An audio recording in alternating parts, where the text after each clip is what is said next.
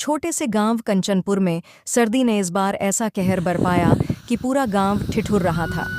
लोग अपने अपने घरों में दुब के बैठे थे, लेकिन गरीबों के लिए यह ठंड किसी आपदा से कम नहीं थी। इसी गांव में रामू नाम का एक गरीब आदमी रहता था, जो अपने परिवार के साथ बड़ी मुश्किल से जीवन बिता रहा था। रामू की पत्नी सुमन और उनके 2 छोटे बच्चे सर्दी के कारण ठंड से कांप रहे थे। रामू, ठंड इस बार जान ले लेगी। बच्चों के पास पहनने को गर्म कपड़े भी नहीं। सुमन, मैं कुछ काम ढूंढने की कोशिश करता हूँ। अगर आज भी कुछ नहीं मिला तो भगवान ही मालिक है। रामू गांव के सबसे अमीर आदमी सेठ गोपाल की दुकान पर मजदूरी करता था। उसकी कमाई इतनी कम थी कि घर का गुजारा मुश्किल से चलता था। सेठ गोपाल स्वभाव से बहुत कठोर और लालची था। सुबह के ठंडे मौसम में रामू दुकान पहुंचा।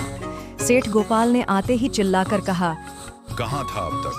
जल्दी से बर्तन साफ कर और ग्राहकों को चाय बना कर दे। रामू ने बर्फ जैसे ठंडे पानी में बर्तन धोए और चाय बनाई। ठंड से उसके हाथ जैसे सुन्न हो गए थे। उसने सोचा कि 1 कप चाय पी ले, लेकिन जैसे ही उसने चाय का घूंट लिया, सेठ गोपाल ने देख लिया। चाय चोरी कर रहा है, अब तेरी आधी मजदूरी काट लूंगा। वो बहुत ठंड लग रही थी, गलती हो गई। आगे से कभी चाय नहीं पीऊंगा। बस मुझे माफ कर दीजिए।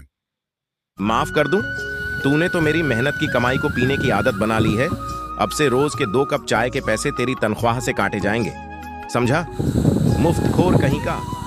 तुम्हें चाय पीने के लिए भी मालिक ने डांट दिया और तनख्वाह भी काट ली। इतनी कठोर सजा, अब हम कैसे गुजारा करें? तुम परेशान मत हो सरला, देखना सब कुछ ठीक हो जाएगा। भगवान ने चाहा तो हम इस मुसीबत से निकल जाएंगे। के समय सरला ने बच्चों को आधी आधी रोटी खिलाई और खुद भूखी सो गई। अगले दिन किशन काम की तलाश में निकला। रास्ते में उसे एक बूढ़ी अम्मा मिली। बूढ़ी अम्मा, बेटा, क्या तुम मेरी मदद कर सकते हो? मेरा घर यहाँ से थोड़ा दूर है। ये लकड़ियाँ बहुत भारी हैं। क्या तुम इन्हें मेरे घर तक पहुँचा दोगे? अरे अम्मा, ये भी कोई पूछने की बात है। चलिए, मैं आपका सामान उठाकर घर तक पहुंचा देता हूँ। ठंड में आपको यूं अकेले चलते हुए देखकर अच्छा नहीं लगा। सामान उठाया और अम्मा के साथ उनके घर पहुंचा। अम्मा ने उसे धन्यवाद दिया और कहा कि वह अब लक्ष्मी गाय का ख्याल रखे। बूढ़ी अम्मा आशीर्वाद देते हुए, बेटा, तुमने मेरी बहुत मदद की। अब मैं चाहती हूँ कि तुम मेरी लक्ष्मी को अपने साथ ले जाओ। मैं बूढ़ी हो चुकी हूँ और इसका ध्यान नहीं रख पाती। ये गाय तुम्हारे काम आएगी। अम्मा, ये तो बहुत बड़ी बात है। आप निश्चिंत रहिए, मैं लक्ष्मी का ख्याल अपने बच्चों की तरह रखूंगा। अरे, ये गाय कहाँ से ले आए आप? किसकी है? सरला, ये लक्ष्मी अब हमारी है। बूढ़ी अम्मा ने इसे हमें दे दिया। उन्होंने कहा कि मैं इसका ख्याल रखूं। देखो, अब ये हमारी मदद करेगी। ये तो चमत्कार हो गया। इतनी ठंड में लक्ष्मी ने इतना दूध दे दिया। अब बच्चों का पेट भरेगा। चलो पहले एक गर्म चाय बना लें। हमारा सुझाव सही है। लक्ष्मी ने तो जैसे हमारी जिंदगी बदल दी है। अब मैं चाय का एक स्टॉल खोलने की सोचता हूँ। लक्ष्मी गाय के दूध से सरला बाजार जाने की योजना बनाई। सरला ने जल्दी जल्दी दूध को मटकों में भर दिया और किशन दिया। सरला, सुनिए, ये दूध इतना गाढ़ा और मीठा है कि ग्राहक इसे जरूर पसंद करेंगे। भगवान ने सच में हम पर कृपा कर दी। हाँ सरला, अब इस दूध को बेचकर हम अपने लिए नई शुरुआत करेंगे। मैंने फैसला कर लिया है, अब दूसरों की नौकरी नहीं करूंगा, खुद का काम करूंगा। बाजार में पहुंचने पर किशन ने ठेले पर दूध बेचने की आवाज लगाई। किशन, शुद्ध गाय का दूध ले लो, मीठा और ताजा दूध, सिर्फ 5 रुपए गिलास। अरे वाह, ये दूध तो वाकई बहुत बढ़िया है। ऐसा दूध तो अब शहर में मिलता ही नहीं। भाई, 1 लीटर मुझे भी 2 लीटर चाहिए। मेरे बच्चे शुद्ध दूध के लिए तरसते रहते हैं। देखते ही देखते ठेले का सारा दूध बिक गया। किशन ने खुशी खुशी कमाए हुए पैसे अपनी जेब में रखे और सरला के पास लौटा। किशन, सरला, देखो, आज हमने जो भी दूध लेकर गए थे सब बिक गया। और ये देखो, हमने पूरे 100 रुपए कमाए। ये शुरुआत छोटी है, पर अब मुझे यकीन है कि हम अपनी मेहनत से सब बदल देंगे। भगवान की दया से आज हमारे घर में खुशी आई है। तुम्हारा विश्वास और मेहनत ही हमारा सहारा है। सेठ धनीराम को जब यह खबर मिली कि किशन ने बाजार में दूध बेचना शुरू कर दिया है और उसका कारोबार चल पड़ा है, तो वह गुस्से से आग बबूला हो गया। सेठ धनीराम, अरे ये किशन, जिस पर मैंने कभी भरोसा किया, वो अब मेरा ग्राहक छीनने लगा है। अब इसे सबक सिखाना पड़ेगा। मैं इसे अपने रास्ते से हटा दूंगा। सेठ जी, बस एक बार हुक्म दे, मैं ऐसा जाल बिछाऊंगा कि किशन खुद आपके पास गिड़गिड़ाता हुआ आएगा। हाँ, यही तो मैं चाहता हूँ। जाओ, बाजार में अफवाह फैला दो कि किशन का दूध खराब है, और ये भी कहो कि लोग इसे पीकर बीमार हो रहे हैं। अफवाह फैल गई।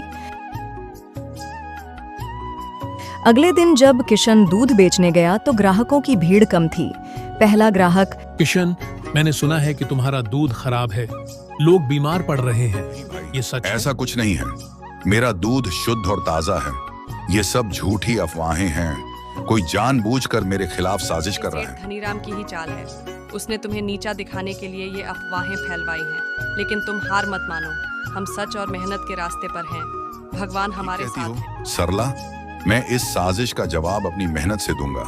मैं दूध बेचने के साथ साथ अब चाय का ठेला भी लगाऊंगा। लोग मेरे दूध का स्वाद भूल नहीं पाएंगे। अगले दिन किशन ने ठेले पर चाय बनानी शुरू की। उसने ग्राहकों को फ्री में चाय के साथ एक एक गिलास दूध चखने के लिए दिया।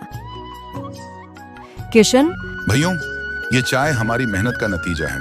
आप इसे पीजिए और बताइए कि क्या इसमें कोई कमी है। अगर पसंद आए तो मेरी मेहनत सफल होगी।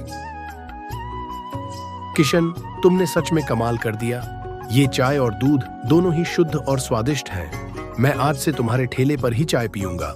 किशन का ठेला धीरे धीरे लोकप्रिय होने लगा। सेठ धनीराम को यह देख जलन होने लगी। सेठ धनीराम, अब किशन और उसके ठेले को बर्बाद करने का आखिरी कदम उठाना पड़ेगा। जाओ, उसके ठेले को आग लगा दो। सेठ धनीराम की योजना तैयार हो चुकी थी। उसने अपने नौकरों को किशन के ठेले को आग लगाने का हुक्म दिया। रात के अंधेरे में जब किशन और सरला सो रहे थे, सेठ के दो नौकर उसके ठेले के पास पहुंचे। पहला नौकर, देख भाई, जल्दी कर। सेठ जी ने कहा है कि किसी को शक भी ना हो। ठेले को जलाकर वापस लौट चलो। ठीक है, मैं तेल छिड़कता हूँ, तू माचिस जलाना। जैसे ही नौकर ठेले को जलाने के लिए तैयार हुए, पास की गली में खड़े किशन के पड़ोसी रामलाल ने यह सब देख लिया। रामलाल गुस्से में चिल्लाते हुए, अरे, कौन हो तुम लोग? ये क्या कर रहे हो? ठहरो, मैं पुलिस को बुलाता हूँ। रामलाल की आवाज सुनकर नौकर घबरा गए और वहां से भाग खड़े हुए। लेकिन रामलाल ने उन्हें पहचान लिया। जब किशन को यह बात पता चली तो वह हैरान रह गया। किशन, भाई, ये कौन लोग थे? क्यों मेरे ठेले को नुकसान पहुंचाना चाहते थे? धनीराम की चाल है। वह तुम्हारी तरक्की से जल रहा है। लेकिन तुम चिंता मत करो, मैं तुम्हारे साथ हूँ। अब इसे पुलिस के हवाले करना चाहिए। पुलिस ने सभी को पकड़कर जल में डालकर बैंड कर दिया। इस तरह किशन धनीराम से छुटकारा